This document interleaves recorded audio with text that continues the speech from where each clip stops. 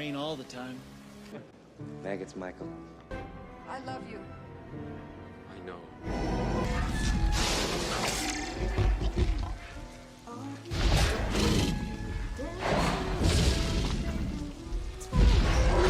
I can go slow ahead. Come on down and chum some of this shit. What? Oh, just some scary movie. Like scary movies. Uh-huh. Hell is this? This is for Brody.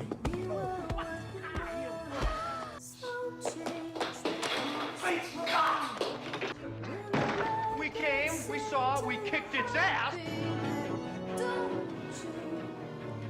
Beetlejuice. Beetlejuice. Beetlejuice. It's showtime. So we're live. We're live. Hi, everyone, and welcome to the Nerdy Up North podcast. It's a nerdy podcast that is hosted by Northern Nerds. I am one of your hosts, Sam. And I am the other host, Paul. And we are joined by BBC's very own dinosaur-loving, festival-going, trans diva, and the Green Queen herself. You can catch her every week on BBC Upload Show and has now joined the podcasting world with her very own podcast, Go Hard or Go Home. We are so happy to welcome back friend of the podcast, Emma Millen. Hey guys! It's good. What a little intro. I've never had that before. I'm feeling famous. It's something that we've been trying to practice in the last few weeks, doing intros for because it's better than me just saying it's Lee, he's a dick. But yeah, Yeah, I mean there is that. But did you notice the green? Oh yeah, that You was wear a strange. lot of green. I do. Today I've got my special merch on today. I All know that it's a green very have special green on. T-shirt. Yes, representing the colours there. Thank you. Represent. So yes, Emma has been a huge supporter of not just the podcast, but pretty much everything that we do, Nerdy Up North. Mhm. And it's not a first appearance, even though you'll never Nope. be able to see her first appearance because YouTube hates us. She came on to talk about Jurassic Park during the charity stream and had so much fun. The hour blew past so quickly that she didn't want to leave. And we've managed to get her, because she is the busiest working girl in show business as well. Managed to get her to come back on, and we're very excited to have Emma on. So thank you so much for supporting us as well, Emma. Thank you. Thank you for having us. So thanks for being great, because you do great things. So you've got to shout about these things, you know. And to be fair, though, and I've got to give you extra praise as well, because on the radio yesterday, and I did send Sammy a text, she called me a genius. You called him a genius. He's so right, you know. He's kind of good at what he does. You know what I'm saying? So yes, He messaged me when genius, and I went, I know, I heard. It's in the bio now. Paul. Yes. So Paul yes, the genius. Paul the genius. It's going to stick. It's going to be around forever. So yes, my ego will not come down now, so that's fine. But yes. So, shall we get the disclaimer out of the way with and kick off what I believe is going to be quite an epic episode? Well, just before that, because as we know, we always normally do get newcomers. Well, Emma's not technically a newcomer, but to throw her under the bus a little bit, give us your nerdy credentials, Emma. Tell us what you're nerdy about. Oh, right. This is like an intro. I hate being on this thing. I'm Emma. I am nerdy about, as mentioned before, Jurassic Park. I love Jurassic Park. I love dinosaurs. I am nerdy about games. I love smashing a few victory royales in Fortnite. I play a lot of underwater scuba diving games. Subnautica is one of my favourite. And what else am I nerdy Just about? don't play Echo the Dolphin. It'll give you... I used to play that back in the day on the Sega Mega Drive. Don't you worry. And I think that's probably where it came from. The PTSD is real with that game. Yeah, Oh, it's it's so real. And of course, I'm very, very nerdy about Sherlock, which I'm excited to talk about because it's been so long. Well, no, certainly. It has been a minute, but I think we'll get Sammy to get a disclaimer out, because Sammy's very proud of a disclaimer. And this is the disclaimer that has been on the BBC. Yes. Thank you to the lovely lady down there who put the whole thing on. I can say these words have been heard on the BBC. So, everything discussed in today's episode is our opinions and our opinions alone. If you'd like to discuss anything from today's episode, please come and join us in the Facebook group, the Discord or the comment section where we can have an open discussion. But what we won't have is anyone coming for us and telling us our opinions are wrong. We can all agree to disagree in fandom. So let's keep it fun, keep it kind, and keep the toxic behaviour out of a nerdism. Very well said there.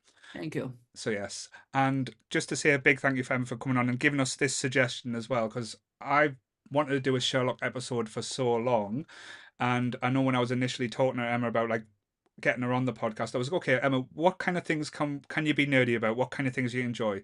The first suggestion, I'm not going to lie, I shit myself and was like, oh no, how can I talk about it? She said, have you talked about Disney's Pixar Cars?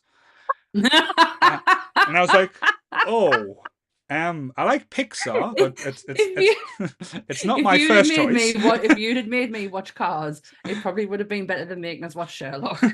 Right, well, not having that. Right, first off, Cars is a great franchise. Cars 1, smash. Cars 2, don't bother. It's absolutely rubbish. Cars 3, arguably the best one, so go straight there if you want it. But, you know, you've got to have the setup on that. And what about Planes? Because there was a spin-off called Planes as well. Wait, I know. Don't worry. I'm waiting for tractors. I'm waiting for submarines. I want the whole lot of automobile films. Have we got the female version of Michael Goodwill sitting in front of us? Possibly. The captain is in the chat as well. He'd be happy to hear about the cars. The amount of times he sends us a message, have you seen this car? I was like, it's a car. Yeah. Michael loves these cars, loves these trucks. I've just bought some Lightning McQueen Crocs. Really? I tell you what, Lee loves a croc. Lee, Jake, and Chris are the croc kings in the podcast chat and stuff. So if you post that in the group, you will get a lot of likes. Trust us. When they come. Yeah, but yes. When they come. When they come. And a second suggestion was Sherlock. So I was like, yes, great, because it's strange. I didn't get into Sherlock first time round. I didn't start watching it till my lovely wife went, have you seen Sherlock? I was like, no, because I'm one of the old school. I love the Arthur Conan Doyle stories. I love the old like TV shows, the feature or TV length movies they were called, because they weren't out in the cinema. They were always just like made for TV, ITV special type things that used to come out. And I was like, I don't think it'll work, the modern telling of Sherlock. And then we basically went through the first season and I was like, this is amazing. This is great. And I just, like say, fell in love with the show and the characters from that moment. So what about you guys? When did you first get introduced to the new, is this, would you class this as the new telling of Sherlock or the modern telling of Sherlock? It's the modern version, is it? I think I was a bit of, I didn't know, I thought Sherlock was a real person, you know, I didn't know he was a fictional character till like whenever, but I remember watching it, I was like, oh, you know what, I'll give that a go, because I think like any girl that was, I don't know what age I was when it first came out, but I was young, and Benedict Cumberbatch was the sexiest man I'd ever seen in my life, so I was like, you know what, I'll give that a watch, and watched it as well as you, Paul. Fell in love with the characters, fell in love with the story, and it being modern, because you always think, oh, Sherlock, oh, it's, you know, monocles and posh people and, you know, like Victorian Britain, and it's not like that. Like, he had a mobile phone, you know, it was London, like we know it, like we see it, like we've been to it. Yes. So when I knew it was going to be like that, I was like, yeah, this is it. And then the first series just, wow. Yes. What about you, Sammy? Well, it was a New Year's special. All right. That's what. So it came out on New Year's Day, and I remember the lead up to it. And I am a huge Sherlock fan, so and a huge Benedict Cumberbatch fan. And he was just and Martin Freeman from The Office. Wow, love him. But I know I've said some whingy things before we came on about it, but I genuinely loved this when it came out. And it was devastating. It was only 3 episodes. We didn't know if we had to wait another year for it, another 2 years for the next one. That's the thing, though. That's where us Brits do it better than the Americans. Because the Americans, we would have had 24 episodes in one season, 17 million seasons, and it would have been oversaturated to the point where we're saying, oh, can it just end, please? End. Yeah. Yeah, but it was a New Year's special. And it was like kind of like New Year's Day, waiting to see, are we actually going to get a Sherlock this year? Are we not? And then, but by the time season 3 came out, I was like, I don't care anymore. Yeah. Because it was just so, it was so drawn out to the point of a little bit ridiculous. And I know the writers, Stephen Moffat and Mark Gatiss, were very heavy into Doctor Who at the time. So I know a lot of time was taken up with that. And then obviously you had Martin Freeman going off to do The Hobbit, along with Benedict Cumberbatch going off to do The Hobbit, and things got in the way. And it was like Sherlock just became like a, oh, we'll get to it when we get to it kind of thing. And in the middle of that, Robert Downey Jr. brings that fucking terrible film out. Awful. The worst thing ever. Don't even come at me. You know what I mean? I didn't mind that one, I'll be honest. But I'm one of the strange people that still likes young Sherlock. That was done by Spielberg back in the day. It wasn't Spielberg. It was produced by Spielberg, but it was I forgot who directed it now. Goodwill will tell us in the chat. But that panned big style, but was came out. Was that around the time they were trying to do like young Indiana Jones and like young down there older characters? Possibly, but it was like a big blockbuster at the time in the 90s, I think it came out. So it was like going to be the next big franchise, and it didn't do that as well as they thought it was going to do. But I still like the Robert Downey Jr. one, even though having Robert Downey Jr. as Sherlock was an interesting choice. But I still think Jude Law was okay as Watson. I do like a bit of Jude Law, but Beth's saying worst British accent ever for Downey Jr. I'm sorry, his British accent is actually quite good, because he can do because his Australian accent is amazing. His English one is just as good, and he's really good in Chaplin as well, where he does an English accent in that. So sorry, Beth, I'm going to have to agree to disagree with you on that one. It's all right. You've started arguments in the chat already. Everyone's saying they're fighting you over it, saying that they do like. I can fight this. I'm hard as fuck. Oh dear. I'm joking. I'm soft as shit. So you're saying about the episodes. So we had 4 seasons, 3 episodes per season, and we had a one TV special. So didn't know they had 4 seasons. Right. Generally thought there was just 3. So got a shock the other day when I went onto BBC. I did the play it, and I was like, 4 and a special. Yeah. Did they? You don't mention the special though. It was a bit. It was I like what they did. Was with it a choice? But it's where they try to be too clever, and I think my not problem with the show, because I genuinely am a big fan of the show, but they kind of spent they kind of went too hard too early with like Moriarty, and like say the ending of season 2, it kind of painted themselves in a corner. It was like, how are they going to beat like Sherlock's Ultimate Four? Like spoilers if anyone's ever haven't watched it. It's basically season 2. That wasn't a place for Moriarty. Moriarty should have been the build. It should have been the final episode or season with Sherlock should have been like the face off with him and Moriarty, just as it is would play out nicely. Where I think after they've done season 2, I don't know if they had any plans to do more, or was kind of like this kind of gives us an easy out. If the actors can't come back to do it, then it leaves on a cliffhanger, but it also finishes the story.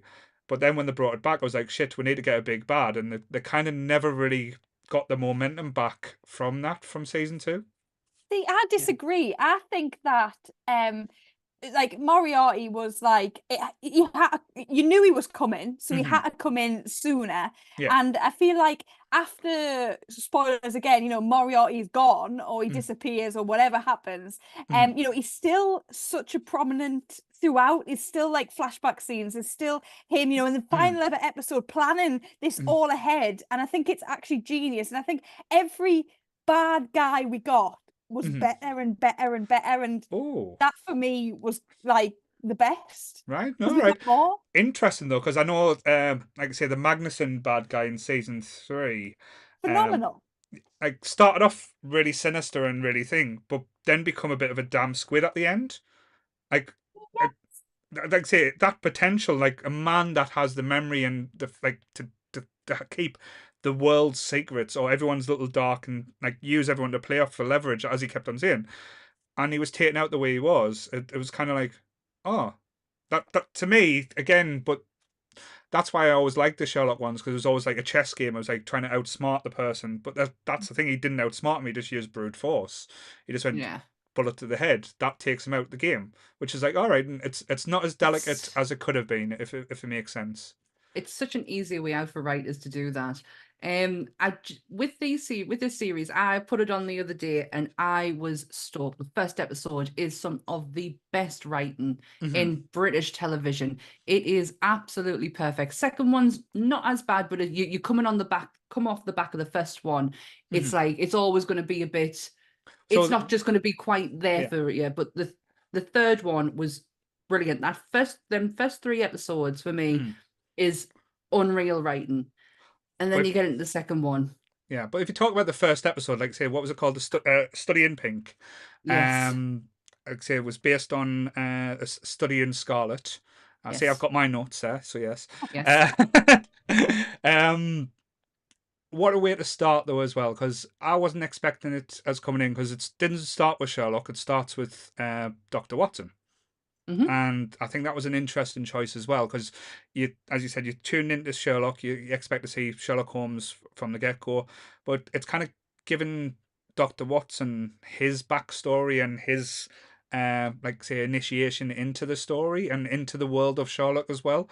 And Martin Freeman, like all the way throughout, doesn't hit a bum note at all. Even from season 1 to season 4, he is the emotion. He is the driving factor. He is the one that you care about more than anything, and he's the one that goes through the most journey. Like he's the doctor that goes to war, and he never really leaves that war, and he's always looking for the war as well. And he's played absolutely perfectly by Martin Freeman. So I've got to give him credit all the way through. I love Martin Freeman in this first episode. The way that like you're right, the war doesn't leave him ever, and it's evident throughout his PTSD. And it goes so far as to when he's told, let's go, and he leaves his stick behind, he's in war mode. Martin Freeman in these everything, he's us really. He's the audience who's just trying to kind of like figure out what the hell is Sherlock talking about. But Because I love the way he questions it. You know, you always think, you know, what would he be doing without Sherlock? And I think Sherlock gives him that lease of life and everything. And I think this is really going a bit off topic, right? But when I watched it, I got so involved with it. I was in with the proper fan people. You know, I was proper indulged with. I've got to have everything Sherlock. I want to know loopholes. I want to know what everyone thinks. So you would have been in that. Line. What was it called? I've forgotten the episode name where they had where they thought Sherlock was dead, and they had the little group meeting and stuff. I can't remember what it was either, but yeah, that was basically me. And and somebody said, right, and honestly, rewatch it as if Sherlock is in love with John, and this is actually a whole romance. And honestly, you'll never see it again the same. It's amazing. Well, it's always hinted at all the way through, because they always make the same gag. They keep on making Watson saying, "I'm not gay." It's like, yeah, sure, you know. They are. It's in the restaurant scene when he's like, "So you've got a boyfriend or a girlfriend?" And then he's like, "I'm very flattered, but I'm very committed to my work right now." I love that scene. And he's like, together, man. I tell you what, because I know we're talking about the start, and the first, like the big line that Watson kind of delivers to us, and again I made a note of it because I thought this is the starting point and this is the changing point for the whole, like his life, basically, when he's sitting with the psychiatrist and she mentions them and he goes, "Nothing happens to me." Like he expects to live the most ordinary life, and just after he said that sentence, his world is changing forever. It'll never be the same, because Sherlock Holmes comes into his life, and their first interaction as well. And that's when we get the new style of Sherlock as well, because it normally, like when we've seen Sherlock in the past, it's like him being clever and explaining everything, like over exaggerating and stuff like that. But it's like the quick edits, the words, like pointing out things. So it's like teaching the audience how Sherlock is doing his deduction, and it's so entertaining, and nothing was done like this before. Like a lot of people have copied it since, but this was the first time this was kind of like brought in. it kind of reminded me of the first time of watching Gilmore Girls. And if you're a Right. Gilmore Girl fan, you will understand what I mean, because the two main stars talk at each other incredibly fast. Mm-hmm. And it takes a while for your ears to adjust and get used to the fact that these two talk so quickly at each other. Mm-hmm. And that's how I felt rewatching Sherlock again. Mm-hmm. I felt like I had to adjust my ears to be like, hold on. It's like watching Hamilton. Yeah. Hamilton is an incredibly fast musical, and your ears take a while to kind of tune in. And it was like that with him. I was like, oh gosh, wait a minute, what did you just say there? But then you get used to it, and you kind of you get used to the way that he talks. Mhm. You also get to the point where like you want to sort of beat him to it. Yes. Like Yes. you're working it out. And you're like, no, he's doing that. He's doing that. And I want to. I'm getting there before you. I'm getting there. It becomes a competition, definitely. Like, it does. And yeah. when I was watching it, I'll rewatch it and rewatch it and we watched it for ages. And I was doing I was at university doing broadcast media production, so I did half TV, half radio, and half the TV side of it was learning about like what angles are used for what purpose, and that ruins watching television and movies for your life. Right. Like you're like, I know why they've used that angle, I know why they've done that jump cut, like it's foreshadowing this, it's da-da-da. So I was already in that mindset. Right. And then I'm also trying to work it out before Sherlock works it out. And now I go do my day-to-day things. And like in the first ever episode with how the woman couldn't get a phone and a charger in the phone, so she was an alcoholic because her hands were always shaking. I do that. I'm trying to get my key in the car, and I'm like, Sherlock will think I'm an alcoholic. It's just, I've got a tremor. It's too much dance and trance. That's what it is. It's not the alcohol. It's fine. Everything I do, I'm like, oh, Sherlock will think I'm this person. I'm actually left-handed. Tell you what, I did love, as you said, with it being the modern telling, how they use the technology more to update the stories and like the interaction with Watson as well. Where they changed it from like doing Watson's journal or writing the books to the blog. I thought that was just a sheer piece of brilliant writing and like bringing that element in, because that's how it would work. To be fair, like going on now, if that started now, he probably wouldn't be a blog. He'd probably be on a YouTube channel. So Sherlock's YouTube channel, like that would be like the modern technology going forward. He wouldn't be a blogger. He'd be a vlogger. I like it. But yes, and I did like the name of the website as well, Power of Deduction, that they called it initially. And that's when we first heard the term, where Sherlock got excited and said the game is on, and then we moved on for the investigation. Yes. Because that's what the name of that music is, that has been stuck in my head all week. Mm-hmm. But it's a great song to be stuck in your head all week, is it not? Is it? It is. When you're sitting there at night trying to get to sleep and all you can hear is doo-doo, doo-doo, doo-doo. And you're like, I feel like I should be going off and doing something right now. I do that whenever I'm in London and I'm on the tube. In my head, I'm just like, doo-doo, doo-doo-doo. I am in Sherlock now. Have you walked down Baker Street though as well in London? Because there is a plaque.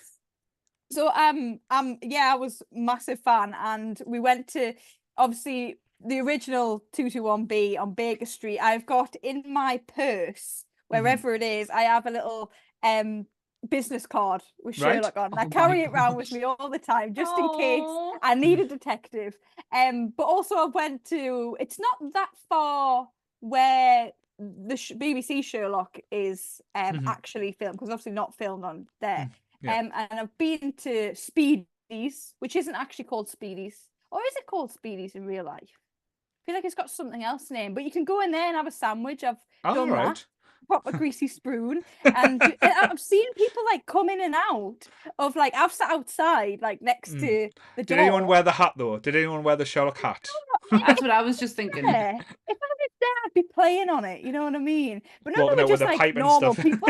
Yeah, normal people. Tailored coat and everything. Yeah, getting on with their day and stuff. I'm like, Sherlock lives there, get out. You know what I mean? Can I just talk about Sherlock's coat for 1 second as well? I was just about to say, can we talk about the style in this programme? Oh, like say everything from like, because one of the things I loved about was how dirty and gritty and grimy it made London look. Like it didn't paint London in a nice thing, but the outfits and what everyone wore, like Sherlock's dress sense was phenomenal. But the way he put the coat on, like who the fuck puts the coat on like that? And everywhere, I like you, tried. you just like put that. It's like, I it's have like a putting a few cape that, on. yeah, I have a few coats like that where I could kind of like twirl it. Yeah, you've got to have some grace to do and some dignity to be able to do that as well. I think the best dressed throughout the whole thing was his brother. Mark Gatiss is Mike. And what?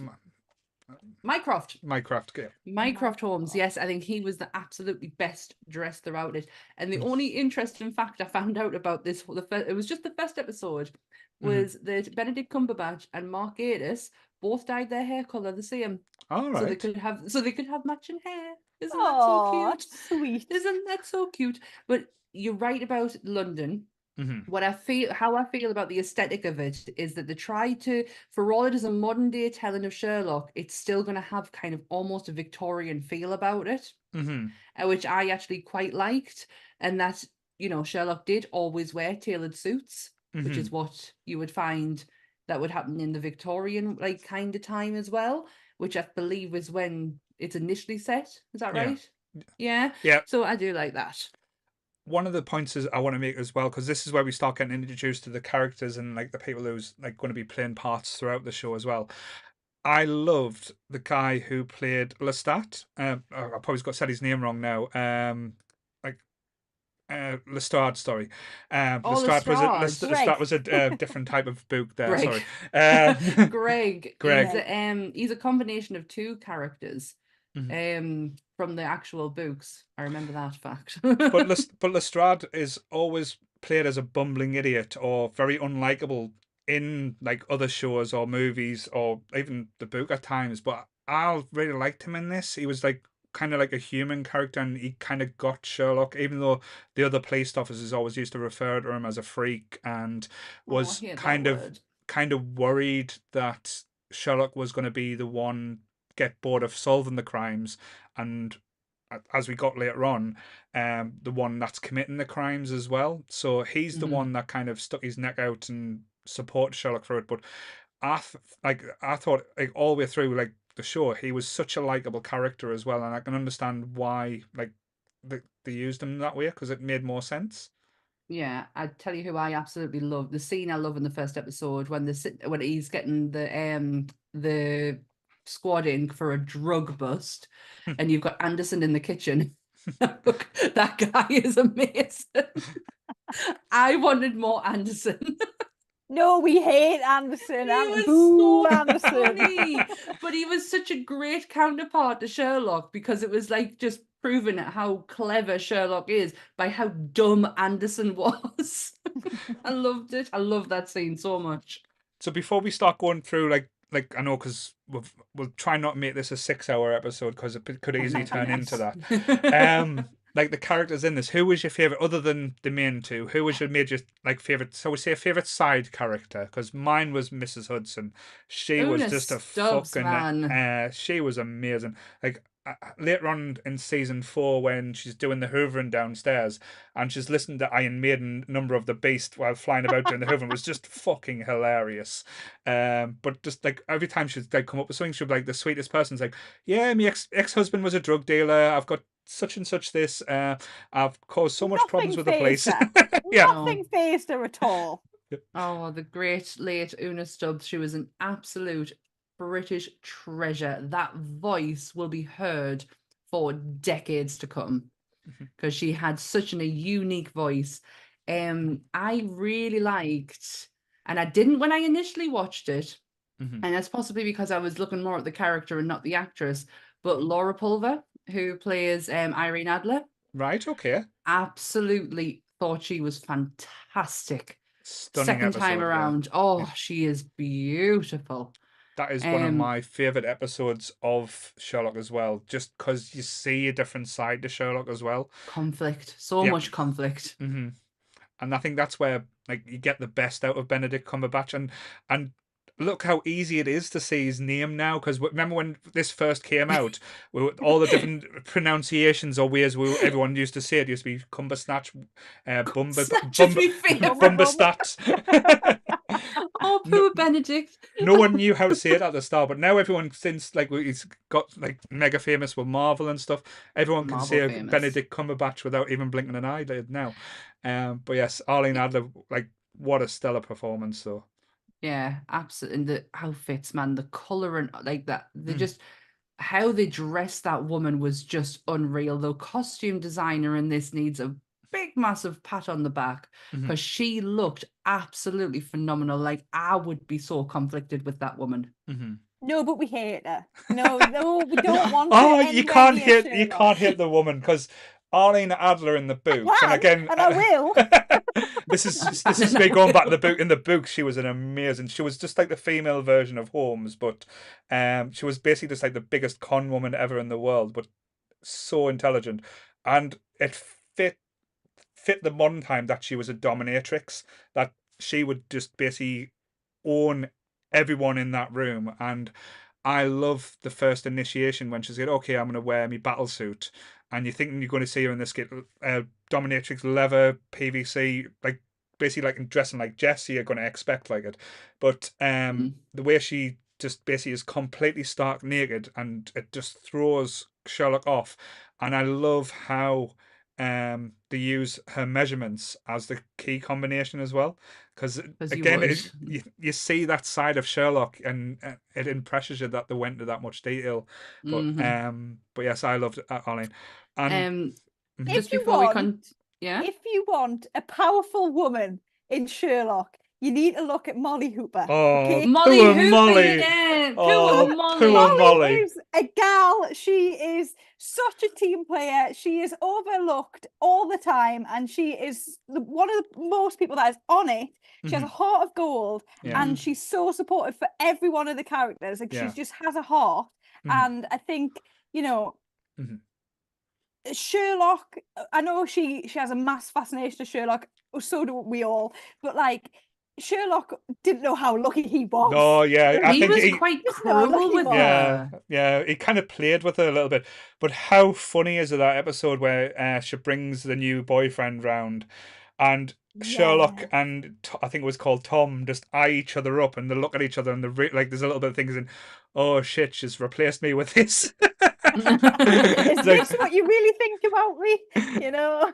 But yes, Molly was just absolutely. Molly was the best. And there's so much depth and heartbreak with Molly as well. Like the final episode of season 4, when I know I'm jumping all over the place now. Sorry, but because we can't talk about Molly without this scene, because this is the most heartbreaking scene in any of the Sherlock, is when we've got Una wasn't it? Una Stubbs. Sherlock's sister, basically playing like a twist of Takeshi's Castle with Sherlock, going through all these different mazes where you had to complete. Honestly, if you watch it, it's like a Japanese game show when you're watching it when you're going through. And one of the things Sherlock has to do, otherwise Molly's going to get blown up, is getting Molly to say "I love you" over the phone to him. And he's not allowed to tell her why he's asking it or that her life's in danger. And he's like, and you could tell like the heartbreak because she truly does love him and she doesn't understand. She thinks he's just messing with him. And he's like, no, I'm trying to save your life here. But he can't tell her that. But that broke me today when I watched that episode, I have to admit. I tell you, that whole, I know that we're talking about the last episode, but that whole episode was traumatic. I remember crying my eyes out the first time. I was watching it with my mother in wherever, the living room, and she's like, Emma, you crying over this? I'm like, you don't understand. You've not been through 4 series of turmoil. Like, gosh, you sound like my mother. Honestly, it was I think it was one of the saddest things ever, you know, not just for the heartbreak, you know, the choosing between characters, the Sherlock against the world, like we've just felt for him and John all the way through it, to be fair. And I think it was one of the it's a hard watch, but my God, it's so good. Yes. And I do want to give a big shout out to, like say, a fellow Northeast lad. I'm sure he's from the Northeast, Mark Gatiss. I could be wrong, but I'm sure he's from up here. his performance as Mycroft, like I know he was used as a bit part throughout, but when he was getting more and more screen time, you kind of like understand the chemistry and like his role in that final episode is so again. I've used the word powerful, but it's so emotive because there, like Moriarty describes it the best. Like he's always known as the Iceman, and Sherlock's known as the Virgin. Um, Oh, but but seeing Mycroft come out, realizing he'd made a mistake, and that he was like trying to get through it, and doesn't know how to react because he was like one of the tasks is he's given a gun, he's meant to shoot someone dead, and he's like, no, I can't have blood on my hands type thing. He's fair enough sending other people to do his dirty work, but him doing the work himself, and you could see real fear. But the scene where Sherlock's got to choose whether to shoot Mycroft or John, and then you see like the performance side, you think, oh, is he really being that mean to John, telling him that he's just an insignificant fool and he should be killed off? But he's doing it to wind Sherlock up to try and get Sherlock to kill him. And I think because seeing that like interplay, you realise how much Mycroft actually loves Sherlock as the little brother and the caring from it in that we see it all the way through. I was but going in to say that one I more got strong. that I got that instantly. And you are absolutely right. He's from Sedgefield, County Durham. Yep. Did not know that. Yeah, because He the League fell of off- Gentlemen boys and most of them is from the northeast, eh?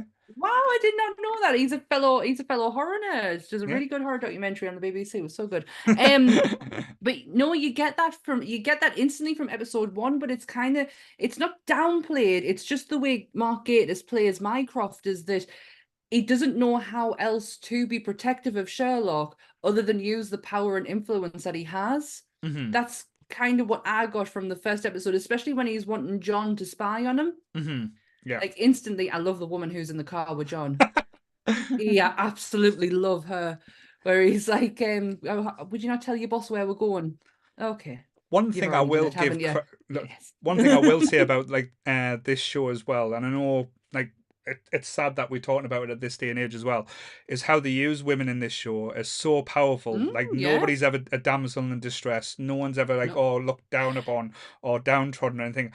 Everyone has the role, and so many powerful, strong women. Like the strongest of them all, Mary Watson, is absolutely breathtaking. And I found out the other today that I didn't realize that her and Martin Freeman were actually married during this and split up during this as well. Yeah, it's his ex-wife. The best part about it is they don't use a female to progress Sherlock further. They don't need to use, and I love that about any show where they don't need to have a female be, and you're right, be the damsel in distress. Don't need it. No, because that's what John's for. Exactly, you're right. I think, but going back to the point of Mycroft, I feel like I didn't know what to think of him because I didn't know if he was out for Sherlock, if he wanted to protect him, what the crack really was, and it was a bit muddled up. But when I think I realised, no, he's a good guy, we like him, is that scene where they go to Sherlock's parents' house. And that Sherlock's parents are actually Benedict Cumberbatch's parents. Yes, very famous actress and actress. Actor. Oh, I did not know that. No, that's something new for me. Yes. There you go. Incredibly famous in the theatre world is Benedict Cumberbatch's parents. Looking exactly the same of them. They look, they do. Spitting that. It's when Sherlock puts something in their tea and all the characters sort of fall asleep, and then there's Mycroft. Well, no, before Mycroft and Sherlock having a cigarette outside the house, and they're like, "Oh, we can't show your mum and dad." And that was when I was like, you know what? These two are actually brothers. Yeah. You know what I mean? Like this at this point, it's all what going on, the mind games, whatever happens. No, you are actually family here, and that's the real point where I was like, no, he's a good guy. We like. Get them away from a city and into where their parents are. Brings out the actual brother side of them. Because Mycroft is too overprotective. I think it took a while for him to feel the role out for Mycroft as well. Because at the start, it was very League of Gentlemen vibes. It was very much like Hilary the Butcher, like Well, it is when you're looking at the picture that I'm looking at now, and he's staring right at us, and I'm like, "Hello, do you want me to eat some special meat?" But yeah, like I say, anything that like say the guys from the League of Gentlemen does, I'm always going to watch. Like Inside Number 9 is some of the best like work that like the guys did as well. But Mark Gatiss, I know when he's writing something and he gets his teeth into it, it's always like a passion project or something that is entertaining now. And he doesn't do that much writing now because he gets to pick and choose the stuff. So Okay. when you go back to like the episodes that he wrote, I can't remember, like I haven't got a list of them, but there was specific ones he wrote. They were always like the stronger type of episodes, are the ones where Sherlock kind of had the more interesting journeys and stuff. But Yeah. going back to the first episode as well, because this was kind of the benchmark, like setting the tone for what we were going to get. Because this could have been very cartoony, could have been very light, but how sinister was the bad guy in this one? Like the taxi, Which one? the cab Oh, the driver. taxi driver. He looks like my brother-in-law. But it was the glasses. no, you don't actually ever find out his name as well. He's just called the cab No, he's just driver. taxi. But he's played Yeah. by Phil Davis. Like he's done loads of different like cop shows, or he's always like a bad guy. I think he was in Luther as well. But Was he? I'm sure of it. But how sinister, and that, as you said, because that's the introduction we get to the style of kind of criminals we're going to get through this as well. It's not going to be the old bank robbers or the like a bludgeoning someone or beating someone up. Yeah. It was the mind games, the clever, like trying to work out like the detective work. That again, Yeah. that's what Sherlock does. What does best is when Emma said at the start, when you're trying to play along with Sherlock to work everything out. And this episode was so clever. I couldn't fathom him out. I didn't get it until, like, say the taxi driver was outside picking up Sherlock. Good question. Did Sherlock pick the right one up? We don't know.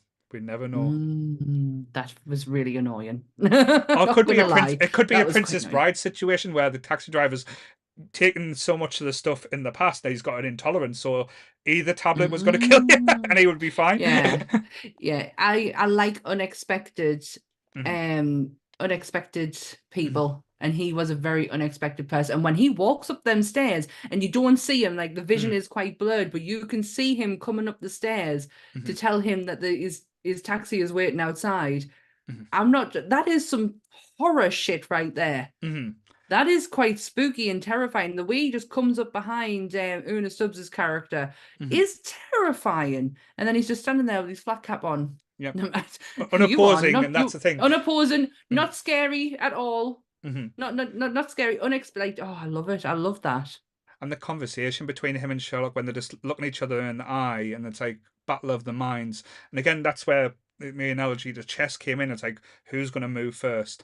And this is the first point as well. We get Sherlock impressed with Watson. Because he's kind of dismissive of Watson all the way through. He's just like showing off to him. When he first falls in love with him. Yes, it says here falls in love with him.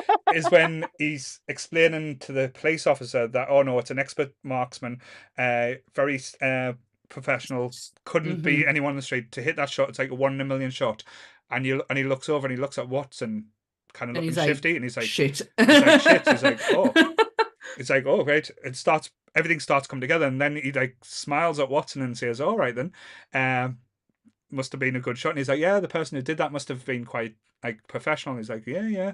And that's where, as Emma said, the love affair kind of like the love blossomed, and it become reciprocal rather than one way. Question, Emma. Were you part of the fan fiction of the internet who were putting these two together? I'm not saying anything about that, but I never shipped two men as much as I've shipped them two in my life. I've never really thought of it, to be honest. I always thought that Sherlock was kind of like asexual. Didn't matter. Yeah. If he was in love with a person, didn't matter if it was male or female. There was no label on him in that respect. I think he respects intelligent, or like if you've got something about yourself. But that map's screwed. We did that- a terrible couple. Yeah, Yeah. it's not one of these things where you'll be impressed with like how much money you've got or No. how what you've got. If you can battle wits with them or cause them a distraction or cause them a problem, he would probably be like It that was a bit of interest. the arrogance as well, though. Yes. He's so, Sherlock's yeah. some arrogant. I did put in my bloke, notes you know as what I well. When mean? Sherlock is bored, he's a right twat. He's He was horrible. horrible. He's Horrible horrible in that person. the Christmas episode, not Christmas episode, but Christmas time, Yeah. where they're all in the Oh, house. poor Molly. And Molly comes up and he is so mean. That's not that he is just being an absolute dickhead in that scene. He's No, a but, mean person. He doesn't understand social cues. He doesn't understand like why people have feelings. What are feelings? You know what I mean? It's a what did he say? It's a human It's a error. You can't human- have yeah. a fear. You can't have love. Like that's No. just brings you down. Yeah. So the fact that he actually did have love and it Yeah. was with his partner in crime, I think Mm. that was the such a thrill. It was Well, such a thrill. It always hints at it though as well, because I know the episode after the wedding where it's like Sherlock's got his girlfriend, and she's an amazing character as well. Just to say, I absolutely adore her, and just his so easy to interact and pretend was terrifying. But seeing John's kind of almost like shock but jealousy at the same time was just hilarious to watch. But I'm just laughing about the chat because basically the chat's saying Yeah. about Emma writing Sherlock X-rated fan fiction now. So they're starting that rumor. Well, on that is what I the was internet. hinting at. I just didn't want to see it. Go I do find just my want to. Wattpads. I'm just gonna go back a couple of spaces from in the chat to congratulate Sarah Peach on the best name for Benedict Cumberbatch. Is Benedict Cumberbatch. Oh well. That has to be, and Joe's Buttercup Crinkle Cut is Right. probably another favourite of mine. I had to point that out. Very well done. But yes. What did I say? I can't remember now.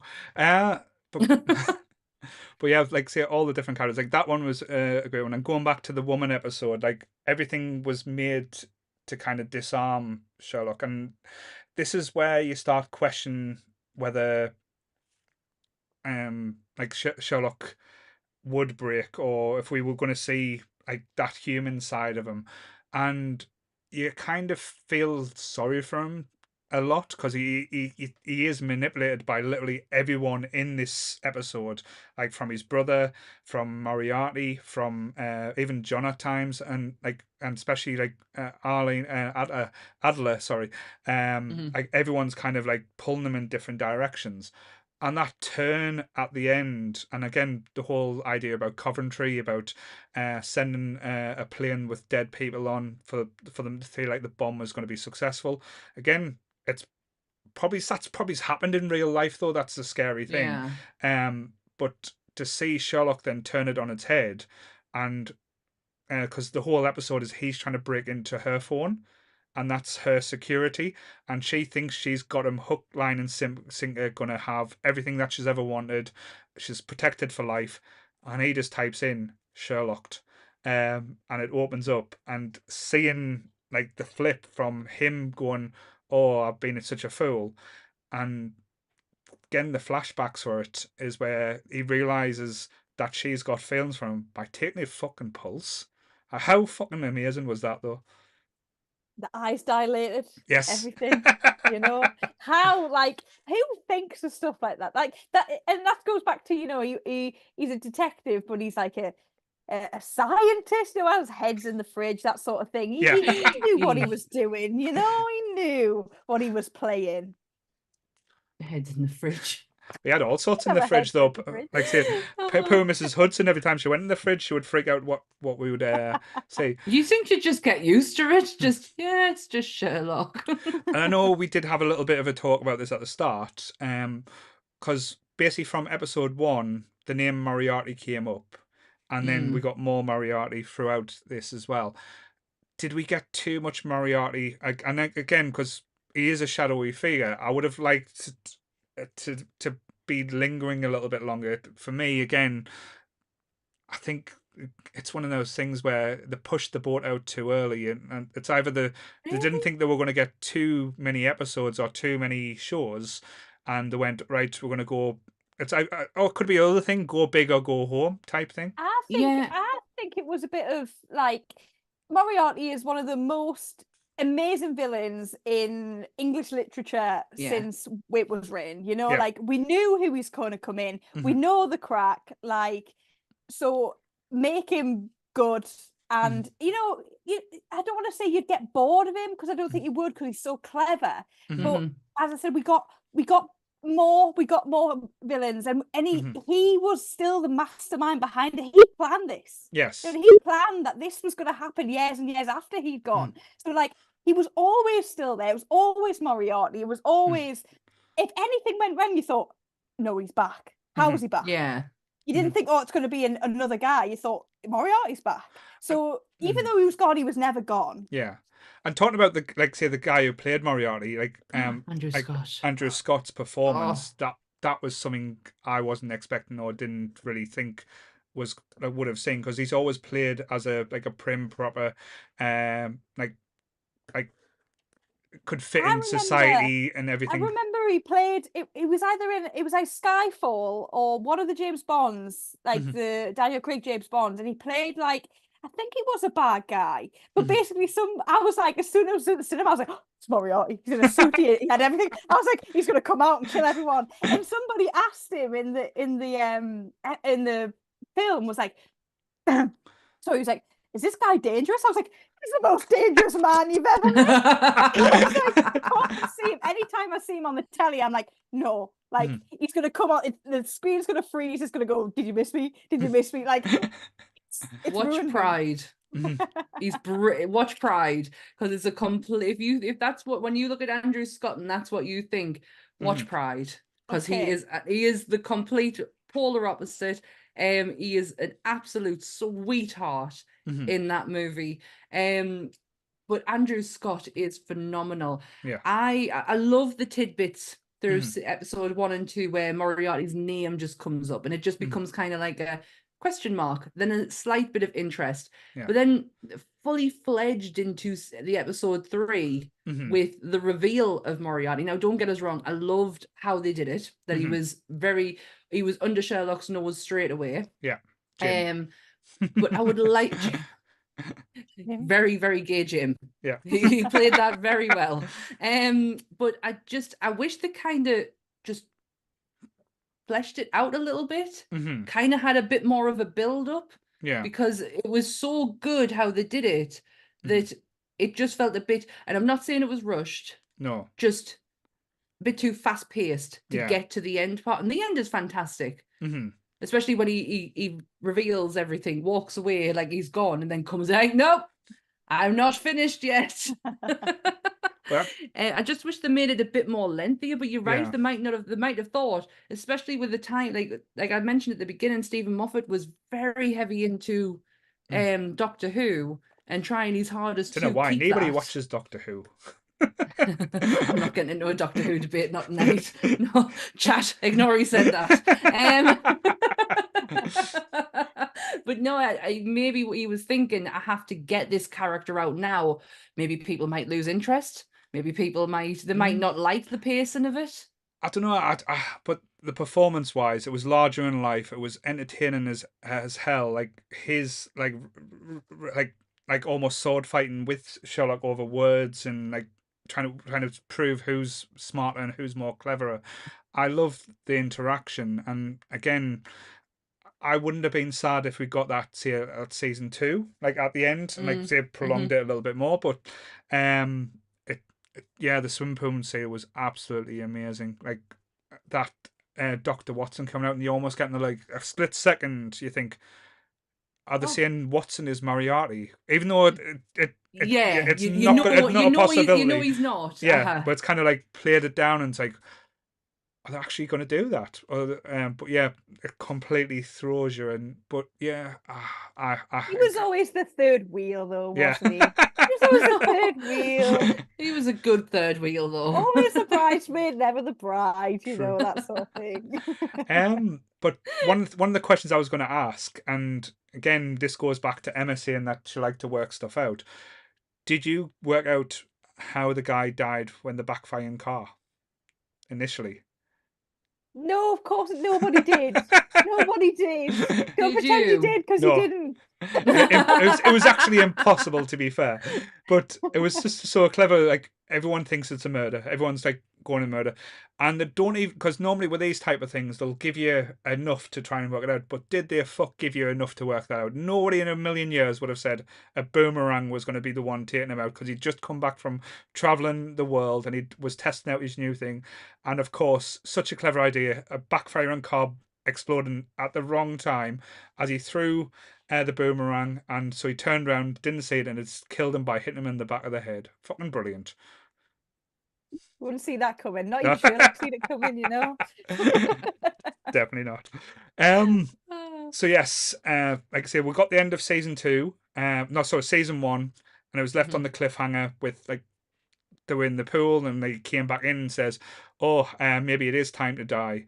And this is the first time we got the two. Well, at the start of season, the first episode, we got the name of Sherlock was the consulting detective, and then we got Moriarty's title, the consulting criminal, and that idea where he's not actually the one committing the crimes, it's where the criminals are going to him for ideas and for what to do. And I just thought, yes, that's what someone in Moriarty's place or like time in this world would be doing. And probably there is consultant criminals out there. Just need to get in touch with them to get things done, I guess.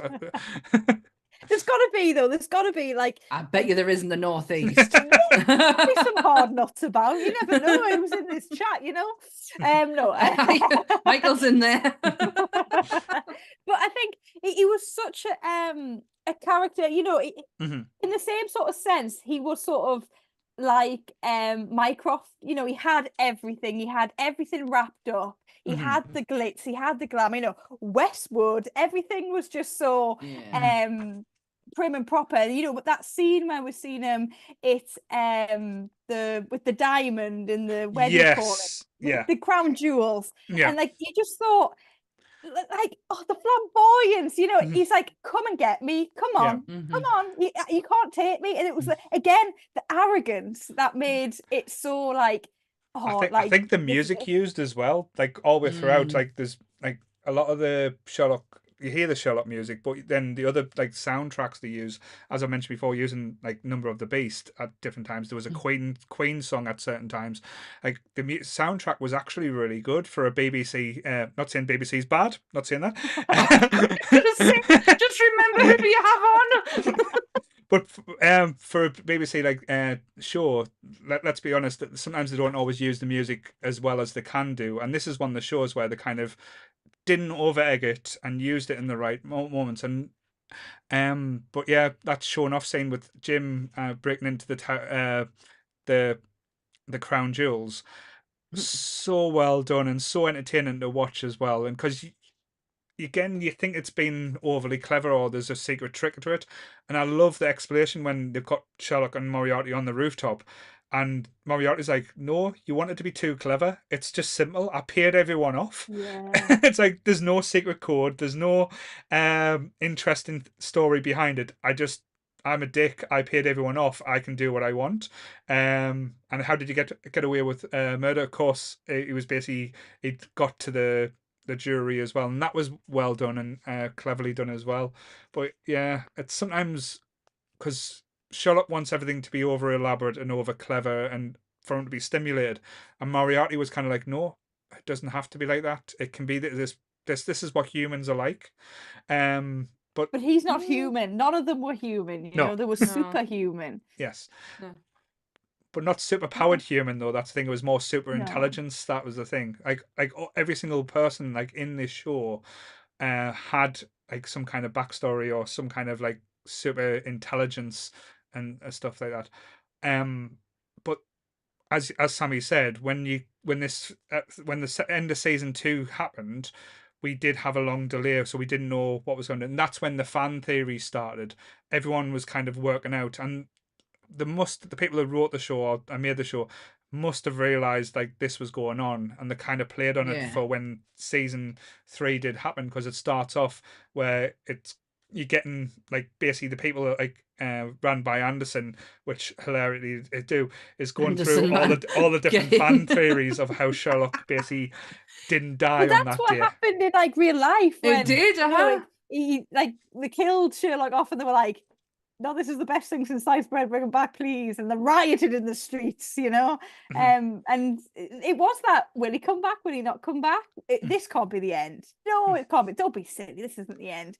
And it wasn't the end, you know? No. And it was Thank that God. thrill. Yeah. I do remember that. I remember us all congregating at my parents' house to watch this, to watch how Sherlock comes back to life. Mhm. And the fact that that episode opens with Anderson's bloody conspiracy theories is some of the funniest shit that's ever been written. But I tell you what I did love though, because I do think this would have been a genuine reaction or genuine performance, is the interaction between Sherlock and Watson, where Sherlock expects Watson to be all like, "Yes, you're back. I'm so happy." No? And It's like, you bitch. yes, Mhm. You bitch. How could you do that to me? I grieved for you. I was in love with you. You know, that sort of thing. as Emma writes more fan fiction as we go. I've got a feeling Emma's going to take I'm a just nerdy reading up my more. old stuff here, guys. It's fine. But the hilarious to that scene as well, because they start off in a really posh restaurant. They get thrown out because John attacks them. Then they end up in a little cafe. They get thrown out because John attacks them. Then they're in a little chippy, and all you see is John headbutt. Like, I don't know how they've done the scene, because it looks like the most realistic headbutt I've seen in a TV show or a movie. I'm sure there was a connection made at some point there as well.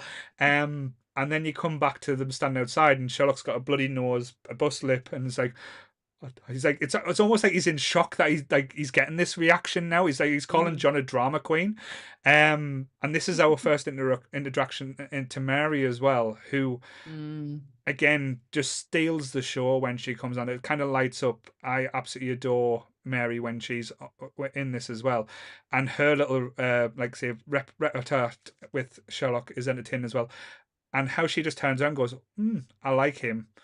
And you know that's because that's again a flipping of the script, because in the books and in the other iterations, Mary always hated Sherlock. Oh. Like they never got on because she was always seen as like the other woman. The other, well, yeah, in Yeah. Emma's world too. But that was but she never could share Sherlock with John, so she can never get over that in the stories. Where in this they kind of find that little common ground, and I loved her little backstory and how her story kind of ran through this like the episodes as well. How she was like an assassin and how that played out. I don't know how you felt about Mary. I hated Mary because she was taking John away from Sherlock. But no, I loved her at the same time because like we already know she was a great character. Like she was gonna smash whatever she went in. And she was again, as he said, a strong woman that got shit done. Yeah. And didn't like she was one of them, you know, she was one of them people that wanted drama. She wanted to have all that, and she wasn't ready to give it up even when she was pregnant, you know what I mean? Yeah. And wanting like she spoiler there.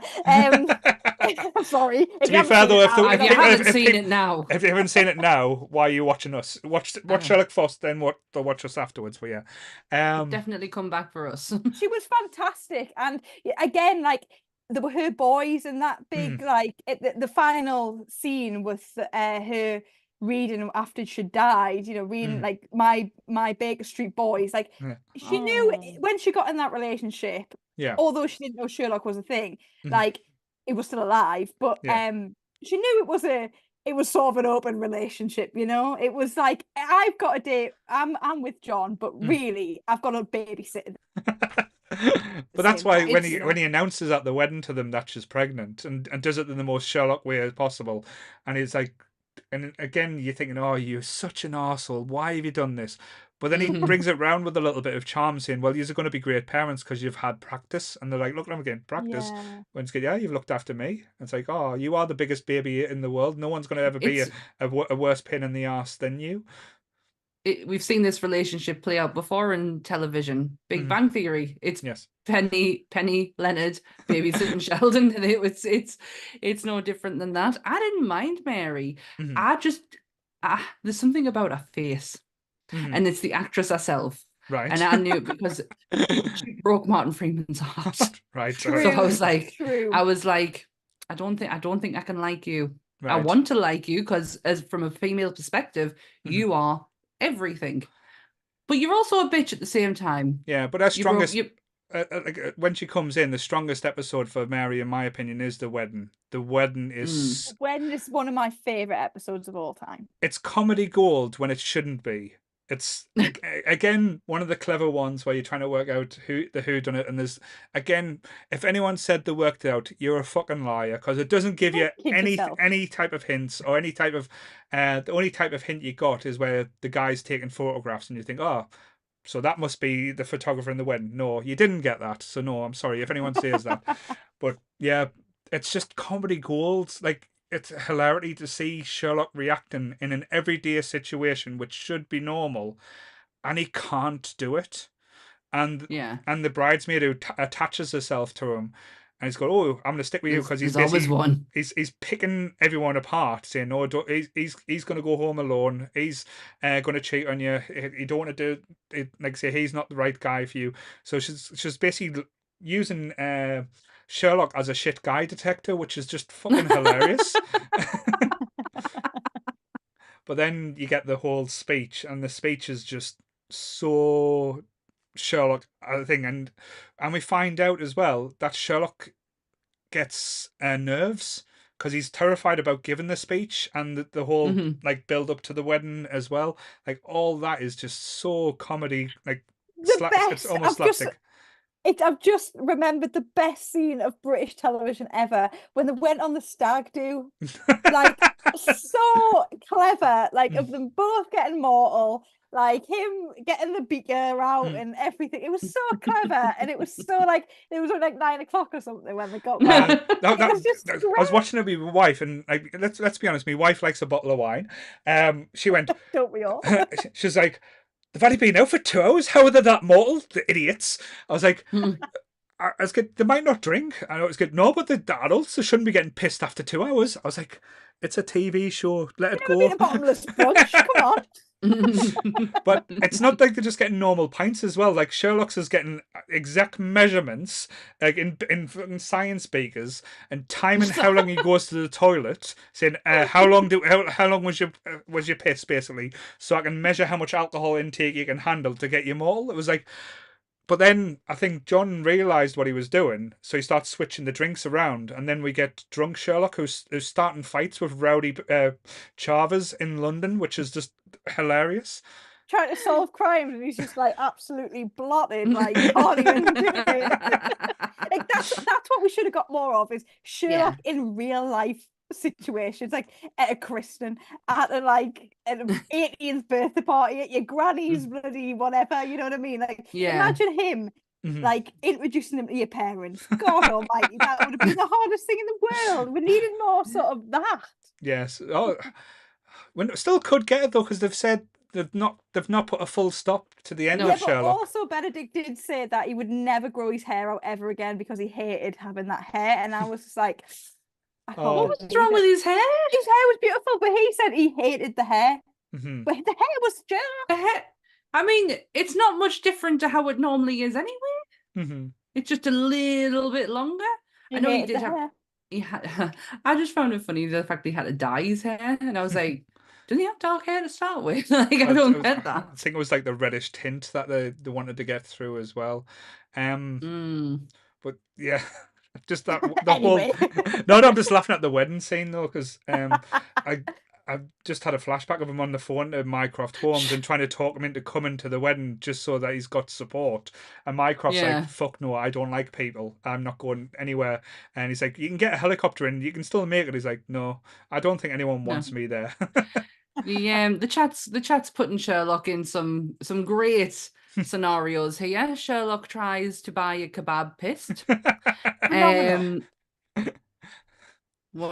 Michael's still coming up with Benedict Cumberbatch names. Sherlock eats a parmo. Right. Sherlock Things we want to see. Sherlock throws a pickle in Burger King. On the window to see it slide down the window, see who wins the race. Could imagine Sherlock in Middlesbrough. Oh God, there's too He'd many have a great time. There's He'd too have a many great crimes in time. Middlesbrough. No, there's too many things to go wrong in there. He'll be kept busy, that's for damn sure. Yeah, he'll be in the busts and all sort, man. He'll be fine. But then, Well done, chat. but like I say, with the third season as well, we get that. Like say, we've went past the Moriarty stage. We're now in the Magnuson. Oh, yes, say a it's part. it's a Mickelson, isn't it? Is it Lars Mickelson? Mikkelsen, yes, it's Lars. It is Thrawn himself. Mm-hmm. So that is terrifying. And as me and Emma had a discussion, you thought that this one was a good bad guy then. I thought, obviously, then we had Moriarty's out the picture, so then we had to have something that was because we couldn't just have a carbon copy of Moriarty. You know what I mean? We couldn't have that. No. But I think Magnuson had that, as he said. He's a shark in an aquarium. He's dead behind the eyes, and that's I think that's what really stood out for me. That he had all this power again, but he was just he wasn't flamboyant. He wasn't, oh, look at me showing off. He was like, no, I'm going to use this power in a different way, you know? So I think Magnuson was a great bad guy. But yeah, the way he got offed was a bit shit. Yeah. You know? I can't remember how he got off. Because there is a point in Sherlock where I lost interest. Well, this season, it's maybe where, it might have been here. Well, this is the season where like Sherlock kind of gets outsmarted at times, because every time he tries to think he's got Magnuson like in the place, he hasn't quite worked it out, and he hasn't got the full picture, because he thinks he's using like some kind of technology, or his glasses are giving him the information, but it's not. He's just using the mind palace, because like it was hinted at all the way through that like these intelligent people use mind palaces to store information, and Magnuson had the ultimate mind palace where he had the library and like everything, information on the everyone. Vaults, wasn't it? Yes. The thingy vaults, and then where the vaults. Well, they were in his mind, and that was again Sherlock getting played by the same person. You know what I mean? All these enemies are just him in a different format. So I think that was really clever, and it was the first time we've seen sort of Sherlock going into his mind palace, him going into his vaults. You know, we've seen that visualization. You know, because they talked about it, but this is the time he actually visualized and seen what it would have liked to go through. And there was two scenes throughout this, two parts throughout this season that made us feel ick to the stomach. The one where Magnuson licks the woman's face. Right. It's like nice. I know it's a power trip and stuff. I was like, oh, it just made everything crawl and I'm not condoning licking people, even though I try to get everyone to lick Goodwill. Don't lick a Goodwill. Goodwill doesn't need to be licked anymore. But yeah, and then when Chris, on the other hand, and then he pisses in Sherlock's fire, like just why? Because he thinks the apartment's beneath him, and Sherlock's been getting back into old habits, shall we say. He's become a druggie again to try and be understated or not looked at as a threat, to try and give Magnuson all these different things that he could use against him, but it's just like almost like smoke and mirrors. So he walks in and he thinks he's walking into a drug den, and he asks the question. He says, "The toilet any the same as throughout?" And he's like, "Yeah, it's pretty much just a shit toilet." So he just basically walks over and pisses in the fireplace. It's like a complete power trip to try and say, "Oh, I'm basically better than Sherlock," or "I'm like you're nothing to me," and stuff. "You're so beneath me." But it was just an interesting choices throughout where you think, "Oh, this could go sinister or could go dark." But then when we got the season finale, it was kind of done with kid gloves, if that makes sense. It didn't really have like, it was kind of like all done quite neatly. It wasn't done with like a punch or like a shocking type of moment. It was just like, how do you take out the big bad with a big brain? You shoot him in the head. Well, that was sort of Mycroft getting getting his awe in as well, because as I said, he doesn't have blood on his hands, and he had to protect his brother and all that, and he was in the helicopter going, "Don't shoot!" I'll sort it, bro. I'll sort it. No, you didn't sort it. Bang, you're gone. Yeah. You know what I mean? But this is the first time we come into, like, say, almost endgame type of thing for Holmes, because we first have the word Redbeard. Don't even mention that. He didn't even give us a warning there. Come on. Oh, come on, explain that. So Redbeard, yes. Redbeard was the timer. It was Sherlock's dog. It was Sherlock's dog that he loved at home, and and this dog disappeared or died or something happened to this dog, but Sherlock could never remember what happened. Big spoiler that Sherlock, Redbeard was never a dog. It was his best friend, Victor. and and they always played pirates when they were younger, and he was called Redbeard, so that's how he knew it was Redbeard. And Mycroft tried to eliminate that from his mind, but I think that is also, here we go again with the shipping here. Right, it's got a bit of John in there as well. Like, that was his best friend, and he needed to protect him, and he disappeared. Where we have that foreshadowing again, that he needed to protect somebody, and he didn't really know. And I think that the final episode was like the hardest thing ever, because you just wanted everyone to be okay, you know, and you didn't. You learned that this Sherlock went through this trauma, and he didn't even know. Yeah, it was such an interesting way to do it as well, because that was the first time it was mentioned. Then when Mycroft is going through his book, you see Redbeard wrote in the book with a little square around it.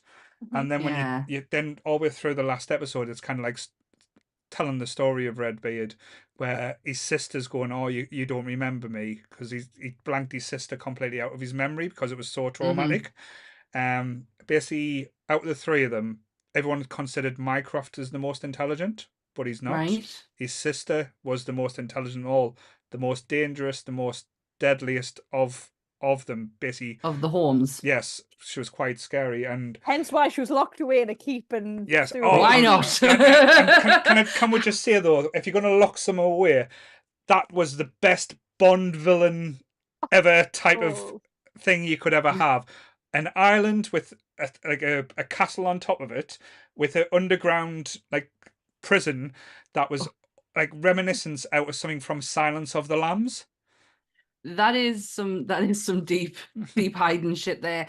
I think some people owed Beth a bit of an apology in the chat, because Beth actually brought up ages ago the Red Dog episode. Yes. So the Red Dog was brilliant, and then Joe piped up with raw dogging, and he says, "I think you've downloaded the wrong episode here, Beth." And poor Beth had to sit and explain herself. So glad it got brought up again.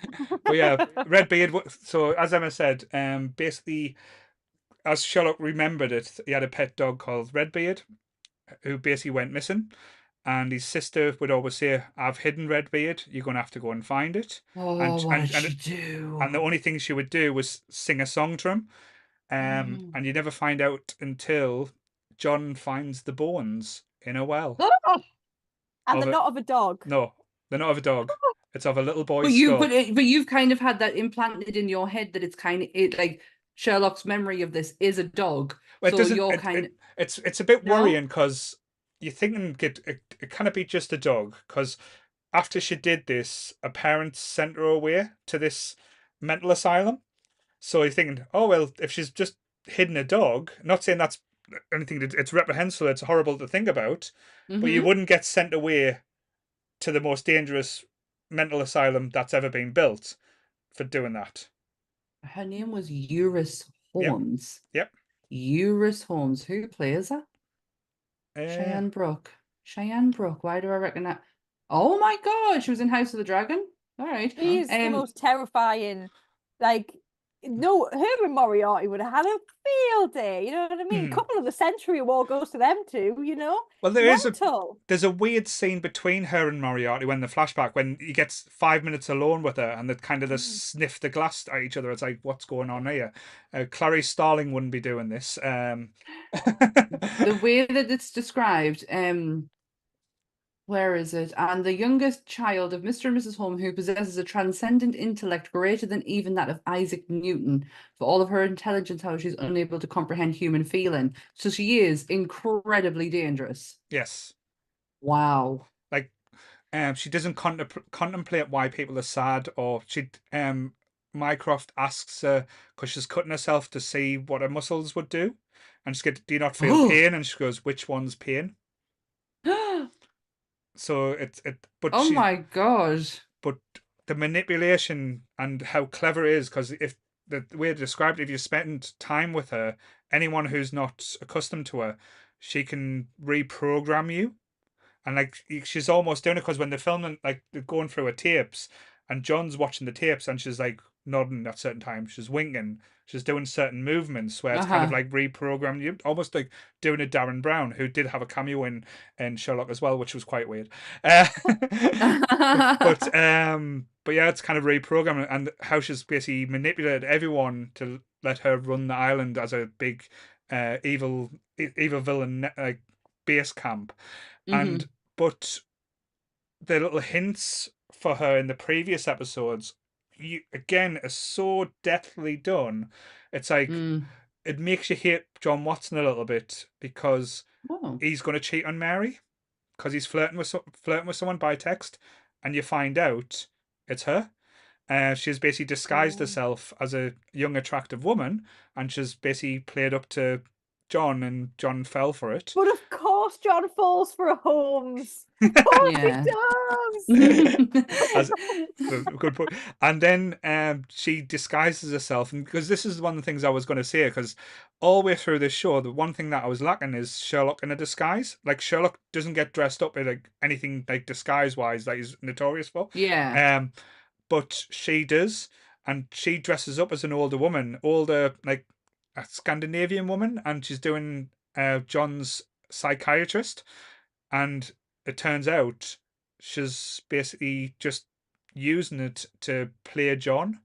Like, and he didn't recognize her from the different things. Like, I didn't recognize her. I'll be honest. Like, she looked like three different, completely different women, and then even she baffles Sherlock Holmes, because she dresses as because I'll talk about this episode as well, because it's creepy as fuck.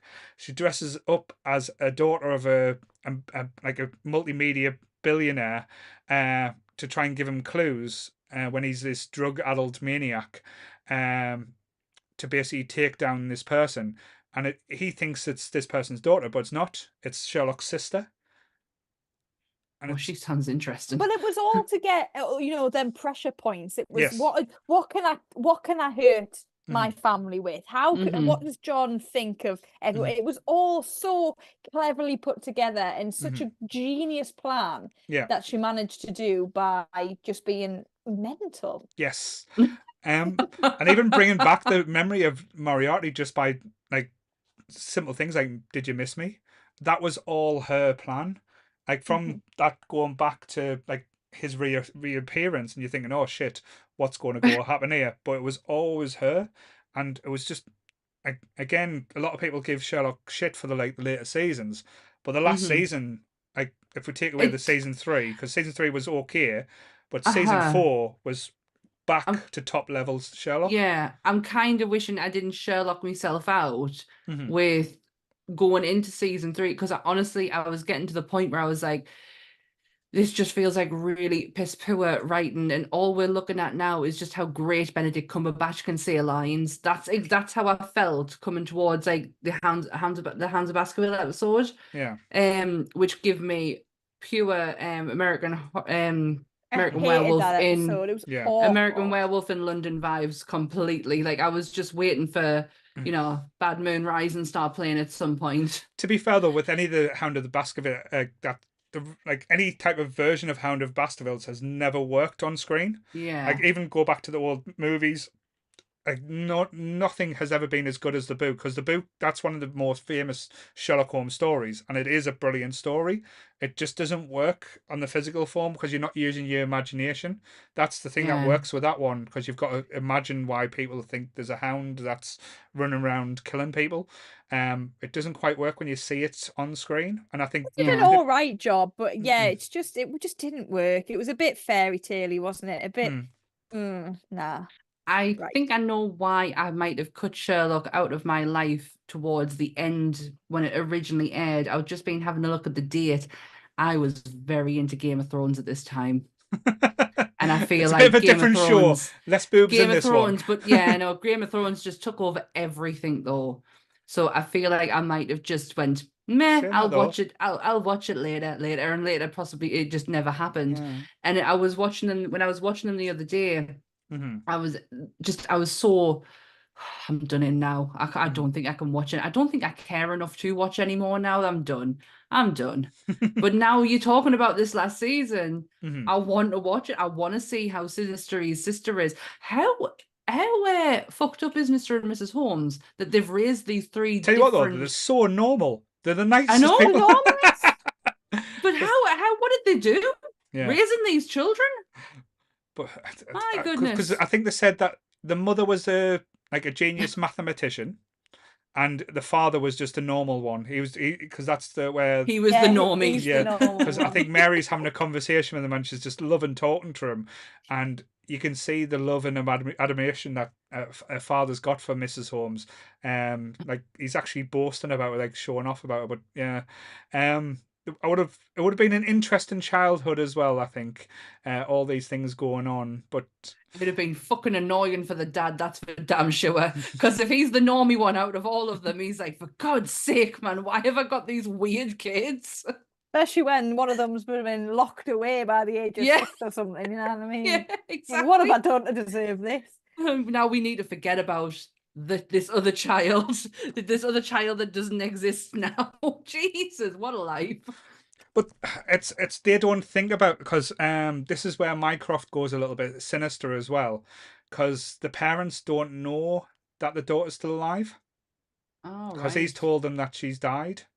So you get the little bit at the end, like again right at the end, where we've got the final solution, we've got everything that's happened, and Mycroft's telling them that she's still alive, and it's genuine reactions as well. It's like, how much of a monster can you be, like not telling us that our daughter is still alive? Like, why can we not see her? And it's almost like they're demanding now, and I don't think Mycroft's used to being talked like that, especially by his parents, where they're saying, well, we need to see her, and it's like, you can't. It's like, no, she's turned herself off from the world where she's not communicating, where then you see Sherlock enter and he starts playing the violin, and then she kind of reacts to him, because I think all the way through it's hinted at, well, it's not hinted at, she actually says at one point that Sherlock was her favourite, and she Is always wanted Sherlock to the youngest? yes, because she was the middle child, wasn't That she? explains it. Well, that explains a lot. Because Mycroft Complete middle child syndrome. yeah, but yeah, I think if we don't get any more, the way they ended it was a nice little touch, because they went through little hints in, like of John and Sherlock's adventures, and I think they describe as well, like Mary's little video saying the Baker Boys, but it's like the junkie and the doctor that went to war but didn't actually come back from war. Yeah, I think it's nicely hinted at, because everyone knows what Sherlock's vices are. Going, if you know Sherlock the character, Yeah. before going into this, and I like how they said it out loud. They hinted at it. You got the idea about it, but they never said it out loud that Sherlock has a drug problem. Well, it's hilarious. It didn't in the first parts anyway. No, in the later seasons, that when he starts, he can't stop. Because Molly loses her shit. This is where Molly is amazing, because she, like, there's 2 times when she does a urine test for him, and she brays the living shit out of him, because what's in his urine, and he's like, you're wasting yourself, you're wasting your talent. And then when the most hilarious scene ever, Mrs. Hudson kidnaps Sherlock, puts him in the boot of a car and drive, because you're expecting, like, the car pulls up outside of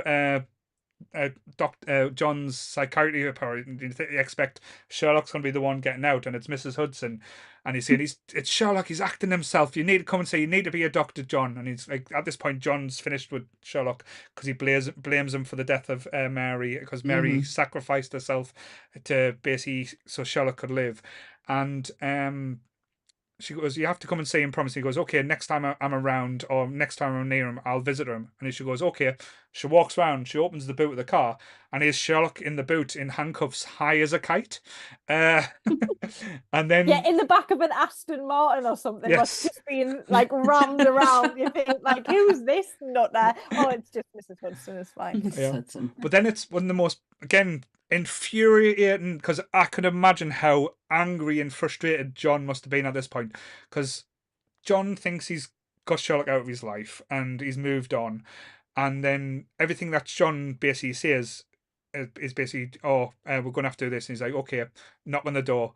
It's a limousine to take him to see this, like the main villain in this episode, and he's like, all right then, when did you organise this? How did you know I was going to be here? He went, yeah, I organised it 3 weeks ago. And he's like, I only made the appointment a week ago.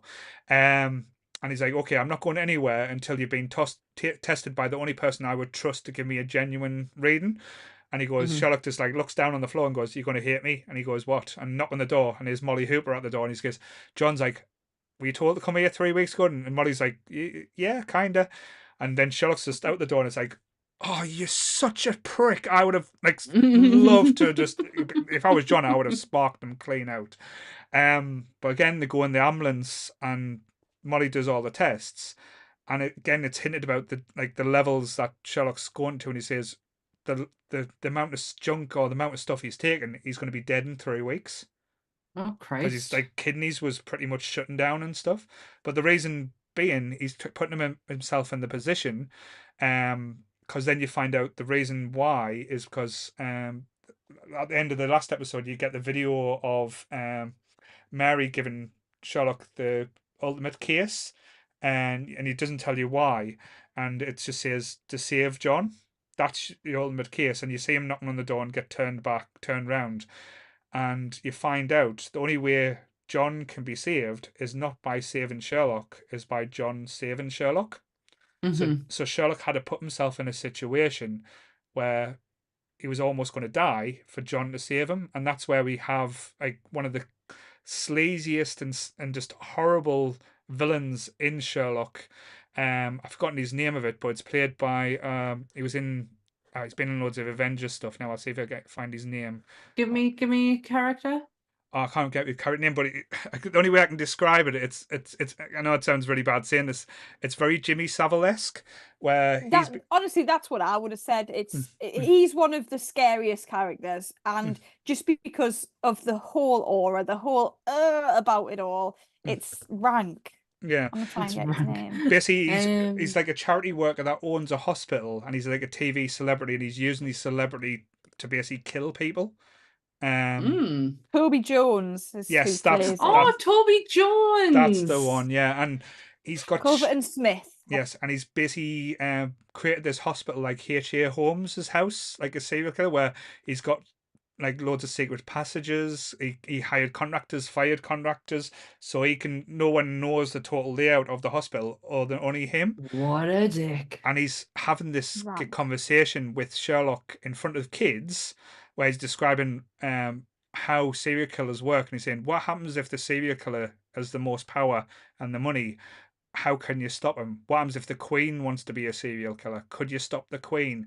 And everyone around them is just getting more and more uncomfortable, and it's just it makes your skin crawl, and it's so well done. Ooh. And it's like, again, it's one of the better Sherlock episodes as well, because Sherlock's purposely put himself in danger and position so Yeah. John can save him, and John can forgive Sherlock as well. Oh, I really feel like I've missed a pivotal part in this series. It's one of the better. Like, say, when season 4 comes up, it surprised me, because season 3, I wasn't a damn squid. Sorry, it's not a letdown. It's just that season 1 and 2 were benchmarks up here. Wrong. Yeah. Season 3 come back, but then season 4 brought it back to the new level, and we got more Mark Gatiss. So I'm all for if we get more Mark Gatiss in anything. Okay. I am working from home tomorrow. Maybe this might be Honestly, be prepared for the final game or the final chapter, whatever it was called. Get the tissues ready because Yes. you need them. I'm a very emotional person to start with, so Good luck. I've Good always luck. got tissues around somewhere just in case I just cry for any reason. What was the special then? The The special. Christmas special, wasn't it? It basically it went to back in time Victorian Sherlock, but everyone See, had I their... feel I'm gonna love this. It was But no, false but the advertisement. thing- It was false advertisement, I would say, because we were promised this, as you said, Victorian style Sherlock, where thing which we kind of got, but it turned out to be a drug fueled like hypnosis where Sherlock's trying to work out a case to Oh. try and work out how Moriarty is back. It Now, was a retelling of how they met and everything, but in it was like a Victorian. fast forward of but in Victorian era. And Yeah. it was at the end what you realised, yeah, it was a drug fueled plane ride, Mhm. wasn't it? The east wind is coming. Yeah. And it was Mycroft at the end is when he's like, right, how much have you taken? What have you taken? You always write it down so Yeah. they know how to react. And that was when you realised, oh, he's absolutely off his little nut there. Yeah. So it was a fun episode, and it was a fun way of bringing back Holmes, because at this point he'd been excommunicated. Like he was getting shipped out of the UK. It was going to be someone else's problem, and As you do. yeah, and kind of like when shit would need him, because Moriarty popped up videos, and like the world lost its mind, like the UK had lost its mind right when he'd Sherlock back, and then like to try and work out, because that baffled Sherlock so much. He was like, I seen him die. There's no way you can fake that death. How did he do it? So it kind of, when he was drug fueled, he just lost the plot. And it told the story in Victoria times, and Dr. Watson had a great tash, so it was always good. So he got his tash, even though Sherlock mocked him for his tash previously. Can you imagine if this was real life? If this was our life and we had supervillains like Moriarty running amok around the UK. You never know. Yep. James Bond's a thing, yeah. you know? True. I just think it'd be like, that'd be just such a great way of living. They always say great storytelling and great tales has certain elements of truth. So true. So the probably is these major bad guys and major players behind the scenes, but like I say, the problem is, though, if you've got that intelligence, are you going to do it for good? Or are you going to do it for evil? That's where you weigh it up, isn't it? Interesting. So it'll be interesting to see in the chat who would be a supervillain or who would be a hero. I don't think many people will be heroes in the chat. Who's going to be supervillains and heroes. Don't need to discuss that. So is there any points that, because like I say, I've just flicked through my notes. I know there's probably loads I've missed out, but I'd rather make it a 3-hour episode. Is there anything that you guys want to touch on before we start wrapping up? Me, I'm all good. No, I think I've clarified that. Yeah, you made your points clear. And John are the best couple ever. And if anyone wants to rewatch it with that in mind, and you'll never see it differently again, and you will get even more hurt than you did the first time. And just to announce as well, we will be trying to get Emma to join the Discord so she can have her own section to give Sherlock fan fiction. I was just about to ask you, where can people find your fan fiction at, Emma? Someone put in before, it was like die Mary die _BBC Emma Millen fanfic or something. I was like, how did you find me so quick? That's a new username for the Discord, yes. But yeah, so but no, that was class. Just to have a few points I would like to touch out as well, because I know we talked about Emma in a great radio show, but for the people who don't know, she has her own podcast. So do you want to tell us a little bit about your podcast as I bring this image up so people can see? Oh, thanks. This is unexpected. I picked this way. Yes. Hello, Sorry. this is the podcast here. Right. This way. Point that way. Yeah. Point that way. Wrong way. Yep, There you we that go. way. Yeah. This podcast here. Basically, if you like dance music, if you don't like dance music, and just if you're interested at all, basically we talk to anybody really. We're starting with DJs in the Northeast, so I might just go to literally anyone about their favourite dance songs. So I ask people 3 questions of what was your first memory of getting into dance music? What was the song that brought you there?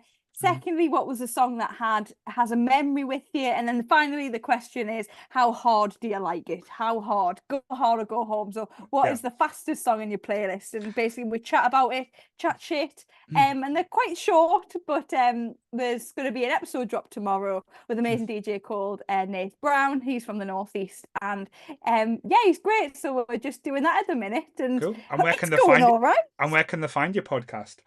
You can find us. So basically, we do a little anywhere you get your podcasts, Spotify, Apple Music, that sort of thing, and we're also on Instagram and TikTok at Go Hard Pod.